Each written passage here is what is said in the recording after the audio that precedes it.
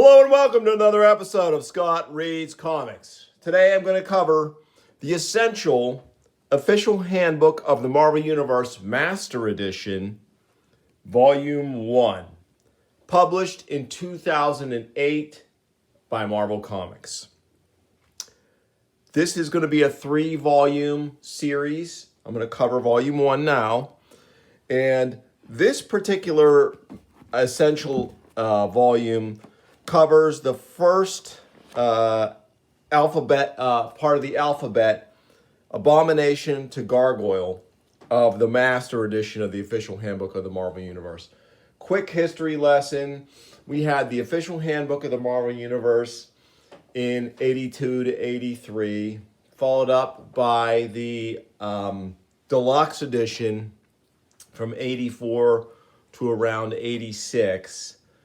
And that went 20 issues. Then we had Update 89, which of course was published in 1989. That was 8 issues. And after that, from 1990 to 1993, this version of the handbook was published. Now, it was not published in straight alphabetical order. It was the way it was formatted, and we're going to see when we page through it, although this is black and white, they were color 3-hole punch cards. So you would get a pack of 30 or so cards. Each card had a character, had artwork on the front, and we're going to see that. On the back, it had their information, basically their powers, their origin, their bibliography, things of that nature, in a very clipped and structured style of presentation. And the artwork was the same way. All of the artwork was from Marvel stalwart Keith Pollard, inked by Joe Rubinstein. And it was fantastic in that it was super consistent. This was almost as much a resource for Marvel creators and new arrivals at Marvel as it was for the fans, because what you would get, and again, when we see it, you're going to get the character in every character is going to be in the same 3 distinctive poses. And so if you're trying to draw these characters or even write them, you get a good idea for what they should look like. And so 36 of these loose leaf packets were published. They would be glued together, and you could just, it was an easy glue, a rubber glue. You just tear them apart and put them in your binders. Marvel also sold official binders, 3-ring binders for these cards. Now, at various times in my life, I have owned sets of these cards, but they're sort of unwieldy to own and use, and the binders were sort of, they didn't work very well, and you needed a bunch of them because the rings were not, I think they were like maybe an inch. So it couldn't fit a lot of cards. And I think ultimately this is a cooler way for me to own and consume this material. Is this my favorite version of the official handbook of the Marvel Universe? No, it's not. But it's cool, and it's comprehensive in the sense that they tried a bunch of interesting things to cover the dynamism of how characters change. They would do multiple entries for characters' costume changes, and I'll show that in here. Of course, it wouldn't be in the same packet. You might, in issue 4, you might get a packet that had Crystal, and then later on in issue 14, if she had a significant costume change, you would get all of her same information again, except you'd get new artwork reflecting her new costume. And again, great resource if you're a new creator of Marvel or someone who hasn't worked with a character in a while. You get to see what that character should look like, drawn by one of Marvel's masters of their house style, Keith Pollard. So let's take a quick peek at the back, and you're sort of getting an idea here what the main figure is going to look like. Heroes, villains, gods, demons, sorcerers, scientists, monsters, mobsters, and a talking duck. More than 1,000 dynamic dossiers collected in alphabetical order for the first time across 3 volumes.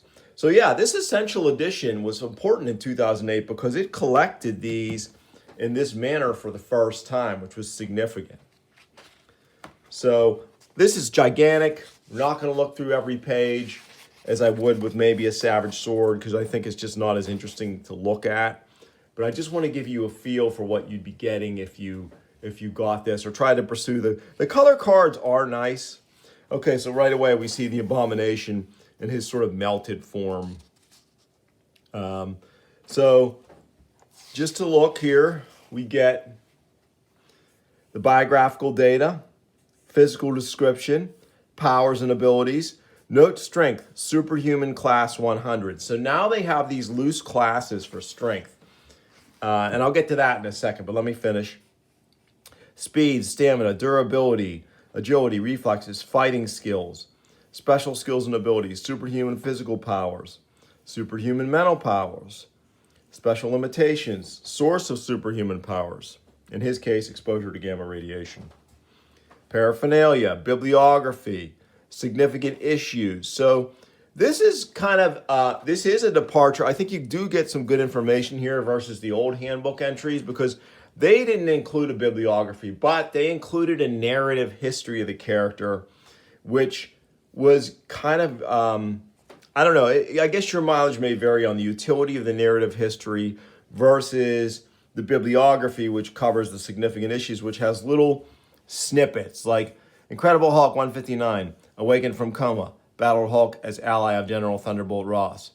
Incredible Hulk 171, teamed with Rhino to take over Hulkbuster base, knocked unconscious in collision with Rhino. So you get little snippets there. It's very clipped. The style of writing is nice in that way. They convey a lot of information in a small, limited space.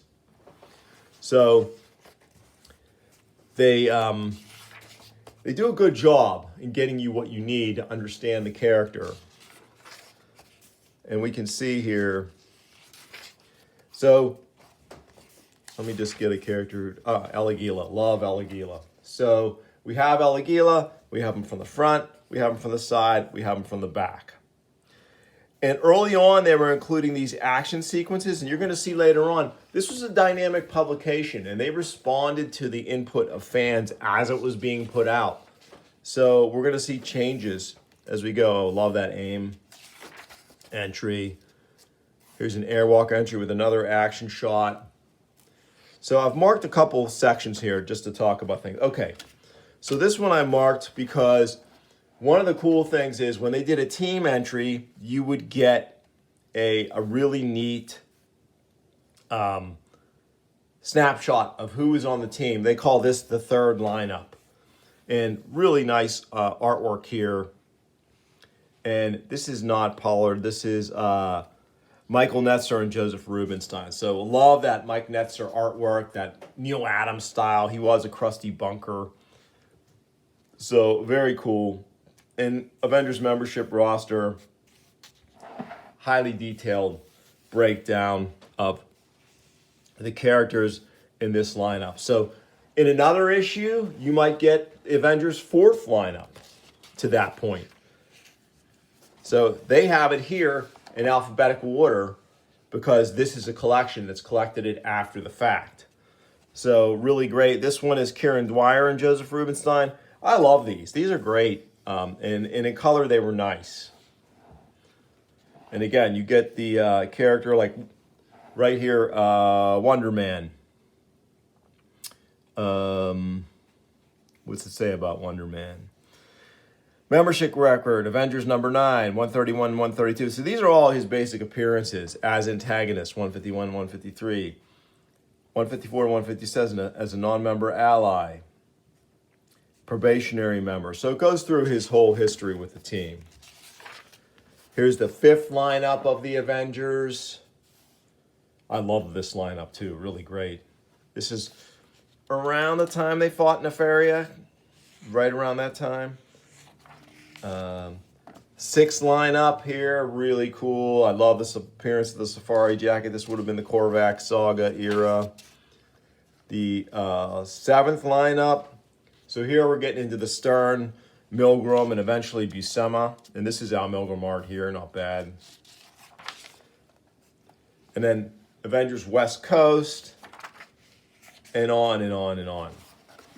So let's jump forward. A couple other things. Yeah, so they did these in action sequences here. So occasionally they would throw in a Captain America in action done by the current artist, Kieran Dwyer, Joe Rubinstein. So great to see that, very cool. And Here's, just because we're there, here's Captain America's entry. And, of course, the bibliographies of Marvel's founding characters, their most important characters, would have to be clipped because there was just too much. So they would pick their spots. You know, a lot of thought and effort went into this. A lot of writing went into this.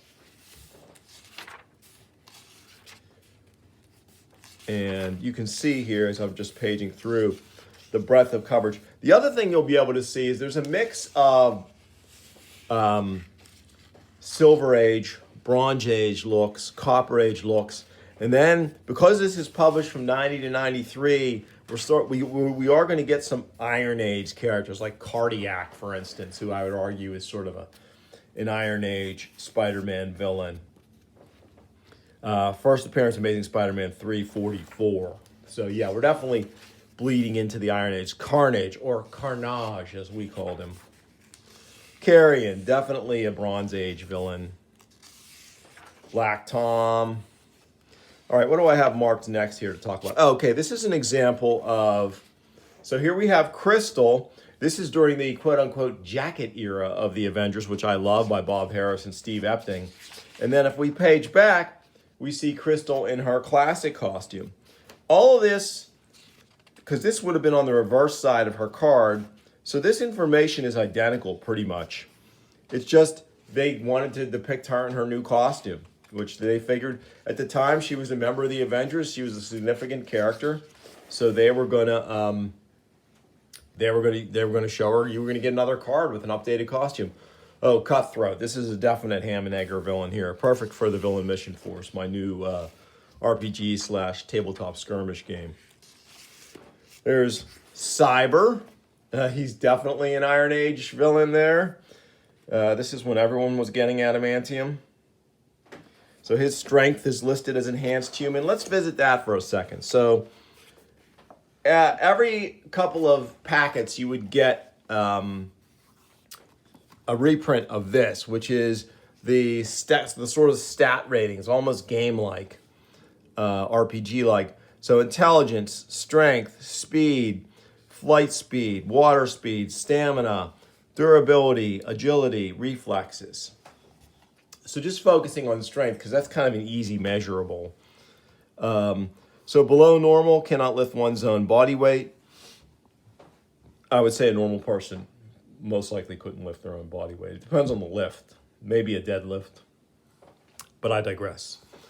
Normal, able to lift one's own body weight. Athlete, able to lift from one's own body weight up to double one's own body weight. That's kind of crazy. Peak human, able to lift double one's own body weight to 800 pounds. Enhanced human, able to lift 800 pounds to 2-ton range. Superhuman class 10, 2 to 10 tons. Superhuman class 25, 10 to 25 range. Superhuman class 50, 25 to 50 range. 75, 50 to 75. 90, 75 to 90. Superhuman class 100, 90 to 100. And incalculable is able to lift in excess of 100 tons. So they added the incalculable thing there. And I'm going to cover all 3 volumes. So when we get to really powerful characters like Thor, well, let's look at Binary, because she was pretty powerful in this.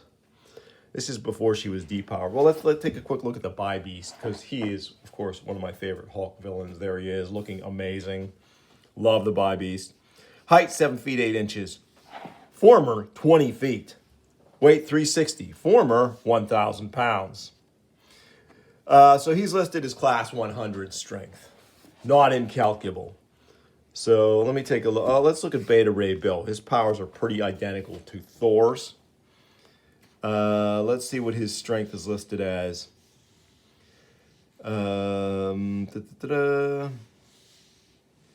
Strength is incalculable. So him and Beta Ray Bill and Thor are going to be listed as incalculable.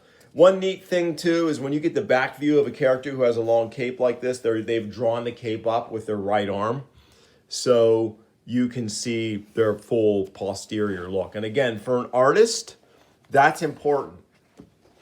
And I feel like this was as much a resource for creators as it was for fans. Big Bertha, love her. So this is one of those action scenes. And let me get to the other last marked page I have. So they do include in the back all the covers. So this is what the covers you would get for the various issues. And there were 36 of them. And it would be just a thin sheet that you would tear off because, again, it was a terrible rubber glue that held the whole packet together. It was shrink wrapped. And they would tell you who was in there. Printed and packaged in Canada. Go Canada. So inside, more X-Men team action. And then you can kind of get the floating heads of who's all in there. Again, very well put together. And they would also occasionally have columns and feedback. Of course, Mark Grunwald was still spearheading this at the time because the whole handbook was his baby. And in this particular column, he announces the arrival of Tom Brevoort as the editor.